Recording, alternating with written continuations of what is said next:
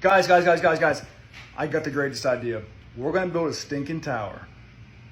Right? Hear me out. We're going to build a tower to the heavens. To like God, as like a middle finger to Yahweh, right? Yeah, but I was talking to Merlin. Merlin said we're on this ball going like supersonic speed. Like we can't even fathom, dude, how fast we're going. And for us to build a tower, we need to be in the most strategic place possible, because right now we're like on the east side of the ball, and we'd be building like a tower like straight out, like a weird sideways finger. We got to get on top of the ball, right? And then build our tower. Guys, or we could just build it up, like he's up there. We're not moving. Clearly, you can see that none of where we're at is moving. So how about we just start in the plains of Shinar, and we just build this tower from there straight up. There's no ball. There's no shooting through space. We're obviously standing still, guys. That's apparent. Nimrod. You stinking Nimrod. Yeah, let's just build it straight up, in the plains of Shinar. Yeah, that'll work. Yeah. Real. So, I know we don't see that we're moving, but Merlin says we're moving, dude. So, obviously we're moving. Merlin says we're on a ball. And the water eventually curves. Stretch it far enough, dude. Merlin says it curves. So, it obviously curves. Freaking retard.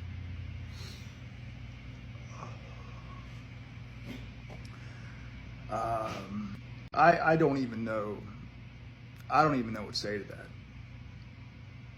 So you're telling me that we're on this magic floating ball, speeding so fast that none of us see it, feel it, or observe it. That water eventually curves at a certain distance, though we don't see it or observe it in anything else. And that I'm the one that's crazy for wanting to build it on a flat, level plane, and obviously can observe how to go upwards. It's just to go up. Because according to you guys, where is God? Where is the heavens? Because we're just out in this ever-expanding universe. Well, maybe he's just like right up there. And so we can just build up, because up is up and down is down. Yeah, dude, I mean, he's got a stinking staff, bro. I mean, he's got a staff with like this weird symbol on it. And he wears this lambskin apron. It's crazy. Obviously, he's credible. So because he's got a staff, you guys trust him. Did you guys actually even go and see this ball? Did he at least take you guys there and show it to you? And please tell me he didn't charge you any money. No, he didn't take us there. But he drew things in the sand, which he said is what it looks like, and he only charged us like 7 years wages. So a win is a win. Well, boys, it sounds like to me you guys got played. But like, why would he lie to us, man? I don't understand. Like, Merlin wouldn't do that, dude. I mean, you don't think he lied to us? You don't think he lied to us, did he? No. He was gonna tell us about this thing called gravity next, man. I don't know, man. He wouldn't have done that to us, because he told us if we keep paying him, he's going to keep like giving us like the images in the sand. He'll keep drawing them for us if we just keep giving him our wages. Old Merlin got you hook, line, and sinker. He told you that we're moving when clearly we're not moving. We're stationary as can be. Water clearly doesn't curve, you morons. Merlin's been telling this story for a long time. Yeah, he's been duping people for years. Hustling them out of money, giving them all kinds of fantasies and things about what's out there. Well, boys, we're going to build this tower, and we're going to build it down there in the plains of Shinar. And we're going to build it as tall as we can. And there ain't no getting on top of this stinking ball, because that's the most dumbest thing I've heard in my entire life. Yeah, we're this ball going 500,000 miles per hour, but we don't feel nothing. I don't think I want you guys on the construction team anymore, because the heavens, they're right up there, and we're going to build it up. And I don't think you boys are qualified any longer to help construct the tower. When God said, "Let there be a firmament in the midst of the waters, and let it divide the waters from the waters," so like almost like there's this division of a water above and a water below, and he even says that, and he says, "Divided the waters which were under the firmament from the waters which were above the firmament," almost like there's waters above, and maybe that's why the sky is blue. Just a thought. And that firmament in Hebrew means rakia, which means solid expanse. So almost like there's a solid structure that's separating the waters from the waters. I never quite understood that, but that makes sense when you put it under the fact that it's actually a solid, like dome-like structure. And when he opened the heavens to flood the earth, he let the waters above also come from the waters beneath that opened up, and both is what helped flood the earth. I also had a hard time always reconciling how God was able to flood a ball. Now I know he's God, and I know we can chalk a lot of things up to, well, it's just God's power. But have you ever tried to flood a ball? It's like an impossible. But wouldn't it make a whole lot more sense if there was like a solid structure that when the waters raised, it wasn't able to escape, so it flooded this container that he's made for us, almost like this, I don't know, terrarium that we're living in. It makes so much sense. That way through the waters above that opened up through the windows of heaven and from the ground beneath. That makes a lot more logical sense. Not saying that's absolutely how God. You're so right. It makes a lot more sense. All right, I need to show you something super interesting. Did you know that if you search satellite, these are the images that you get? Like, take a good look at some of these images. None of them are real photos. However, if you search Sataloon, you will get the fact that NASA is the largest consumer of helium, and they launch these all the time, and there's tons of real images of that.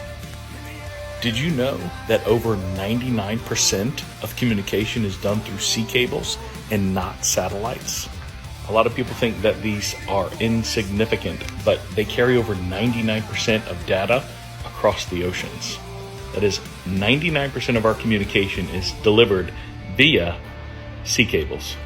And did you know that sea cables will never ever connect from these areas down here? I want you to think of South America as number 1. I want you to think of Africa as number 2 and Australia as number 3. And notice how there's no sea cables anywhere that connect these except for up here. Let me show you this. And the reasons why those will never touch is because of, look at South America number 1 and the vast difference between 1 and 2 and the very large difference between 1 and 3. It looks so nice and neat on the maps that we've been given, but as soon as you lay it out on the true representation of our Earth, you can see why those cables never touch.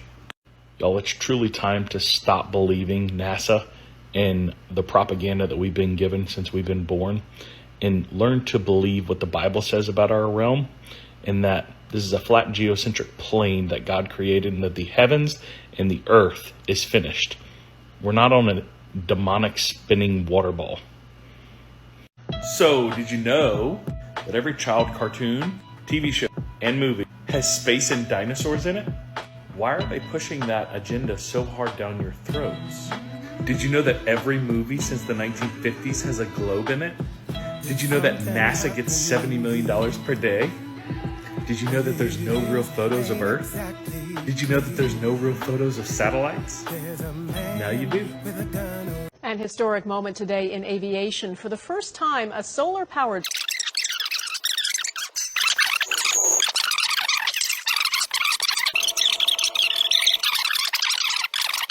And to prove its potential, they began flying it around the world, from Abu Dhabi last year, with stops in India and China, then across the vast Pacific. Remember, it has no fuel. It then was on to the United States, hopscotched across America, powered only by the sun, and now it has crossed its last ocean, the Atlantic.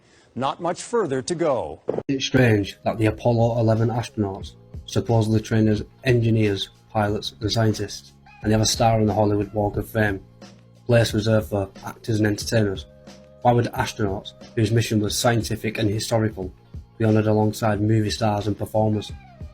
Some believe it's a subtle clue hiding in plain sight, suggesting that the moon landing was less of a space mission and more of a stage production, a show for the world, directed from the sound stages of Hollywood.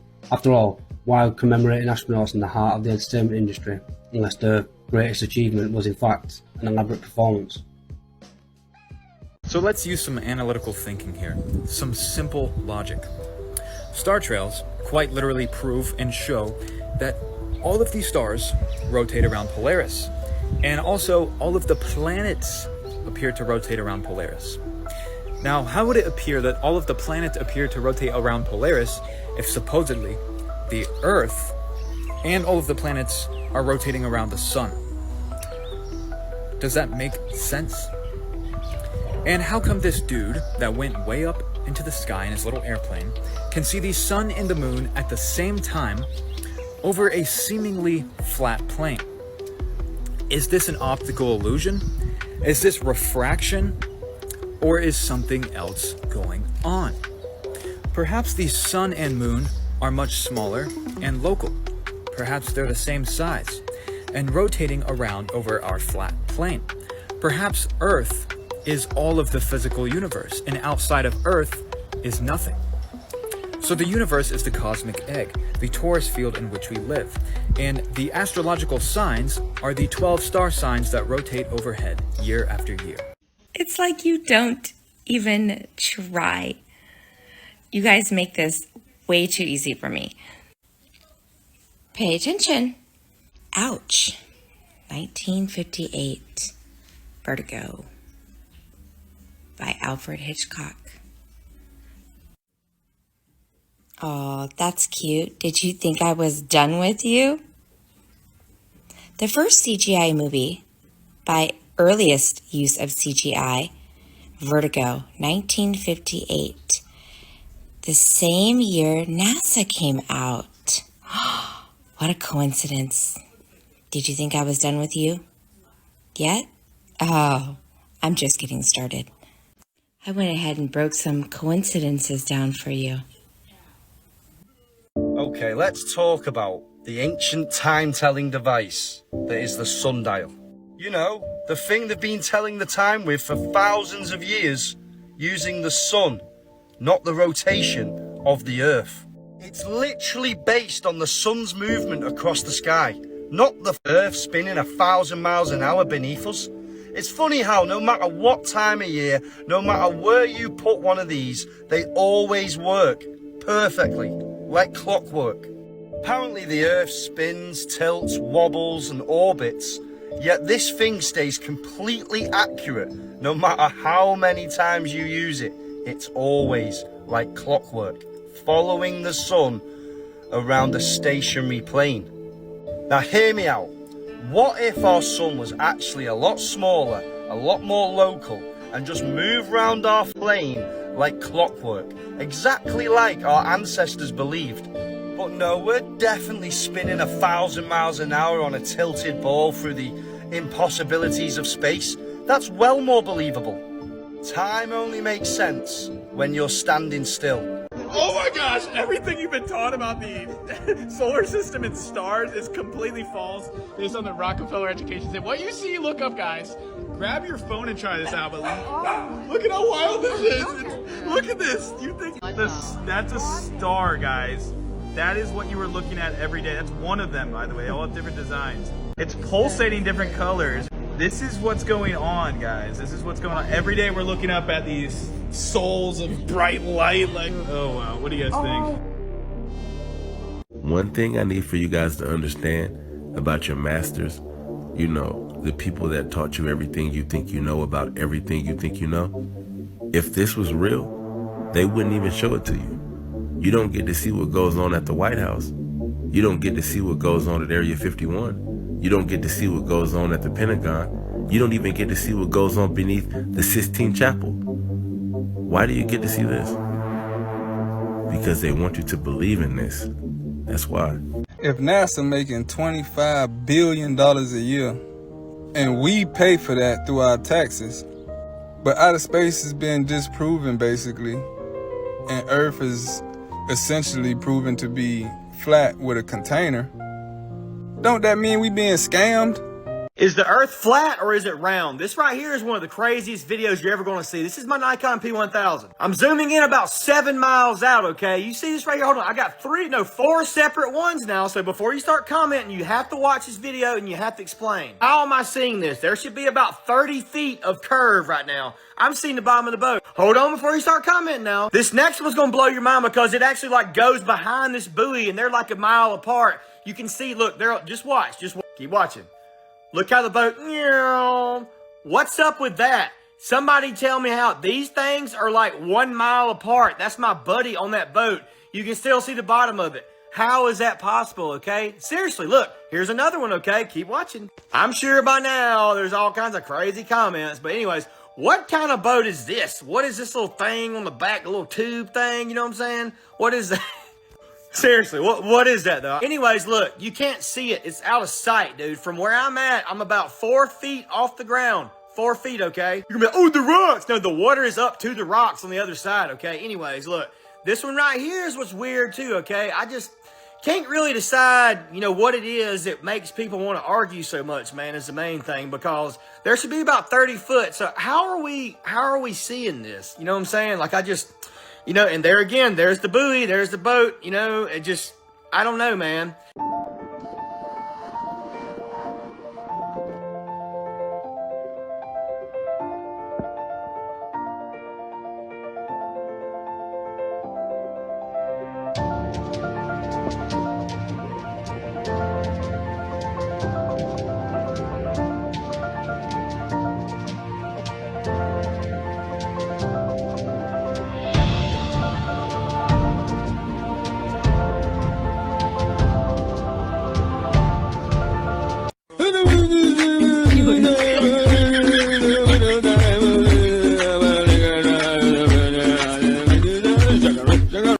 So if we live on a spinning ball in outer space and I'm 10 stories up, how is it that the horizon meets my eye line perfectly?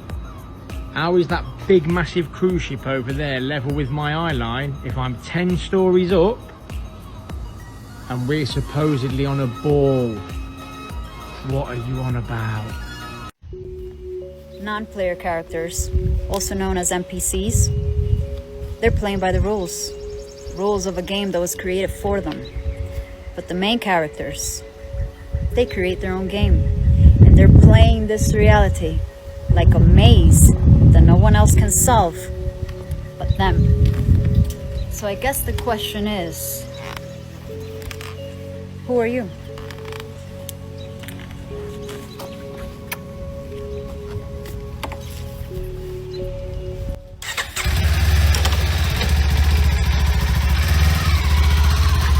The Flat Earth map dates back over 1,000 years. This map is credited to being created by a Persian astronomer. His name was Al-Biruni and he lived between 973 AD to 1048 AD.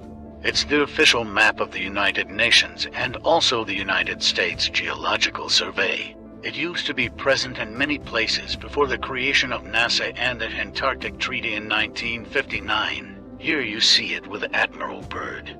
This map has been restored by Dmitry from Russia with suggestions of mine, Eddie Alenkar. Known by my YouTube channel Flat Earth Banjo, I asked Dmitry to include the Bermuda Triangle and Point Nemo, a place deep in the Pacific where NASA buries rockets. Then Robert Tozzi, a professional mapmaker, came along and enhanced the map even more. There are many people now selling this map online, but if you could order it from my online store, I would greatly appreciate it. Visit my online store now and order one of the items. I humbly thank you.